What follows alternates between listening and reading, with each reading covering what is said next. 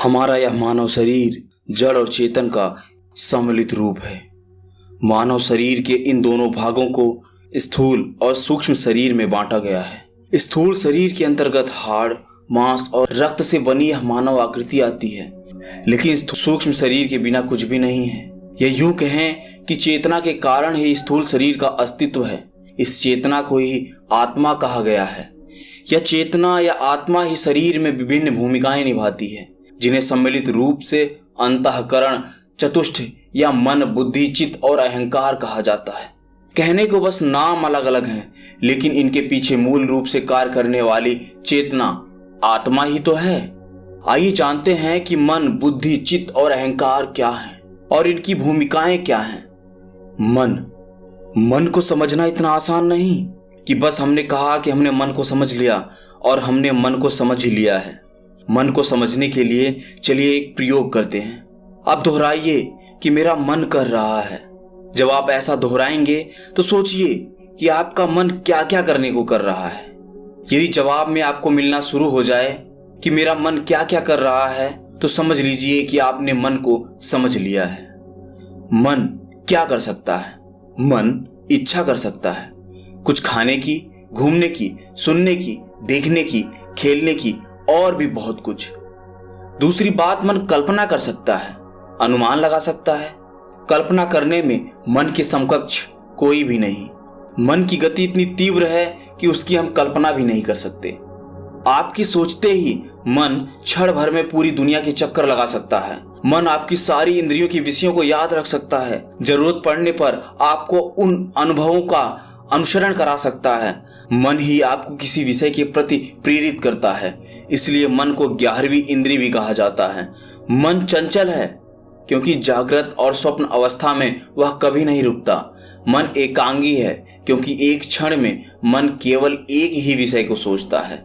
ये सब तो मन के गुण हैं। चलिए मन के द्वारा होने वाले कर्मों के बारे में जानते हैं। गीता में कहा गया है, मन एवं मनुष्याणम कारणम बंध मोक्षयो, अर्थात मन ही मनुष्य के बंधन और मुक्ति का कारण है।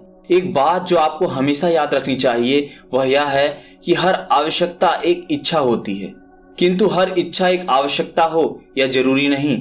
यही बात है जो आपको मन को समझने में सहायता करेगी। यदि अंधे होकर मन की इच्छाओं का अनुगमन किया जाए तो मन से बड़ा शत्रु कोई नहीं, और यदि सचेत होकर अपनी आवश्यकताओं के अनुसार मन की इच्छाओं का अनुगमन किया जाए तो उससे बड़ा कोई मित्र भी नहीं है। यह आप पर निर्भर करता है कि आप अपने मन पर कितना ध्यान देते हैं। बुद्धि को यदि विवेक का नाम दिया जाए तो समझने में जितनी सुविधा होगी उसकी कल्पना ही नहीं की जा सकती। बुद्धि कहते हैं निर्णय करने की क्षमता, या इसे मानव मस्तिष्क में बैठा न्यायाधीश, जस्टिस भी कहा जा सकता है। बुद्धि की सबसे बड़ी ताकत तर्क है। यह बुद्धि ही है जो आपके मन की इच्छा और आवश्यकता में अंतर करने की क्षमता रखती है। किसी भी बात का निर्णय करने में बुद्धि, ज्ञान, अनुभव, कारण, प्रमाण, तथ्य, तर्क, पात्र, क्षमता और परिस्थिति आदि मापदंडों का उपयोग किया जाता है।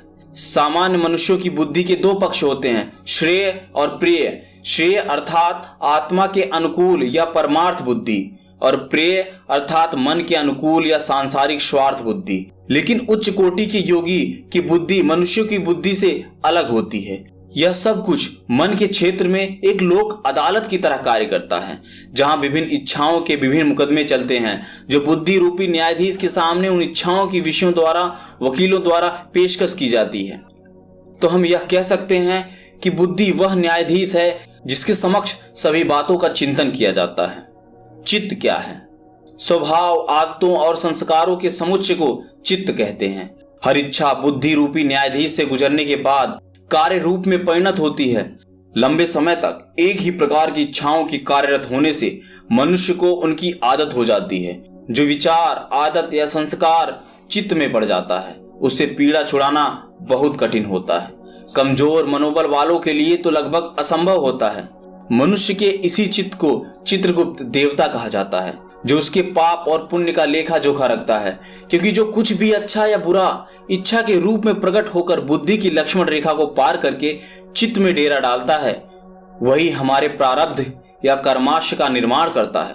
मस्तिष्क में सकारात्मक या नकारात्मक यानी पॉजिटिव और नेगेटिव विचारों के आने से कोई फर्क नहीं पड़ता, जब तक कि आप उसे बुद्धि की लक्ष्मण रेखा को पार करके अपने चित्र रूपी चित्रगुप्त में स्थान नहीं दे देते।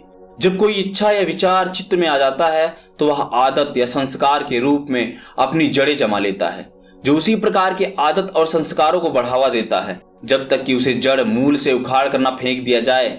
चोरी, व्यभिचार, हिंसा, दुराचार, नशाखोरी, क्रोध, लोभ आदि के संस्कार ऐसे ही हैं जो दीर्घकाल से चित्त में पड़े रहते हैं और समय आने पर स्वतः प्रकट हो जाते हैं। हमारे इसी चित्त में जन्म जन्मांतर के कुसंस्कार पड़े रहते हैं, जिनका परिशोधन और परिमार्जन करना ही मनोमय कोश की शुद्धि कहलाता है। जब तक आध्यात्मिक साधनाओं के माध्यम से मनोमय कोश की शुद्धि नहीं की जाती, तब तक कोई भी साधना प्रत्यक्ष रूप से लाभदायक प्रतीत नहीं होती, क्योंकि उसकी सारी शक्ति हमारे मनोमय कोश को शुद्ध करने में लग जाती है, हमारे पापों का उन्मूलन करने में लग जाती है।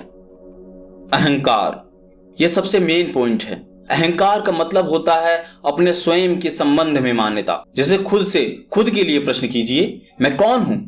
अब आपके सबसे अलग जवाब होंगे, जैसे किसान, शिक्षक, डॉक्टर, इंजीनियर, मुखिया, सरपंच, मुख्यमंत्री, नेताजी, पिता आदि।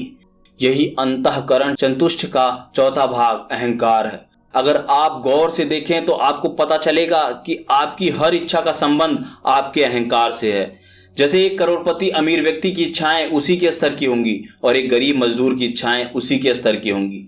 मतलब हमारी इच्छाओं का हमारे अहंकार से गहरा नाता है। अब यदि ये कहा जाए कि एक आत्मज्ञानी व्यक्ति की इच्छाएं भी उसी के स्तर की होंगी, तो इसमें कोई अतिशयोक्ति नहीं होगी। इसलिए कहा जाता है कि जगत को दृष्टा भाव से देखें और स्वयं को आत्मा अनुभव करें, ताकि आपकी इच्छाएं भी उसी स्तर की हों।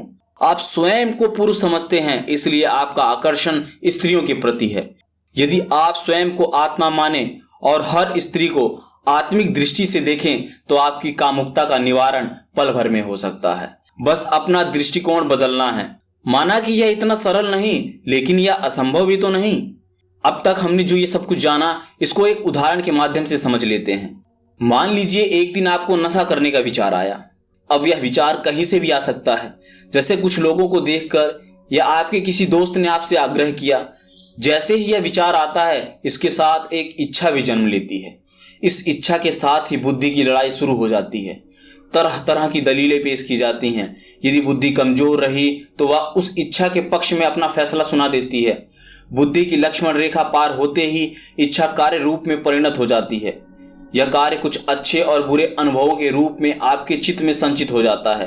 अब जब कभी वही विचार और इच्छा दोबारा आती है तो उस पर उतनी बहस नहीं होती, अर्थात चित्त में उसका संस्कार थोड़ा दृढ़ हो जाता है। कुछ समय तक यही कर्म चलता रहता है। फिर कुछ समय बाद बुद्धि फैसला सुनाना ही बंद कर देती है।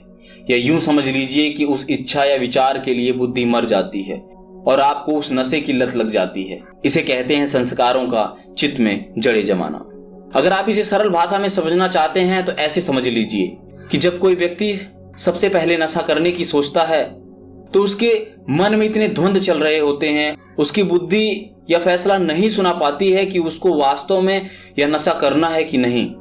लेकिन जब वह एक बार नशा कर लेता है तो अगली बार उसके मन में यह विचार ही नहीं आता कि यह गलत है या सही है। धीरे धीरे जब वह इसके चित्त में जड़ें जमा लेती है तो वह इस पे कभी विचार विमर्श ही नहीं करता और वह एक नशेड़ी की भूमिका निभाने लगता है।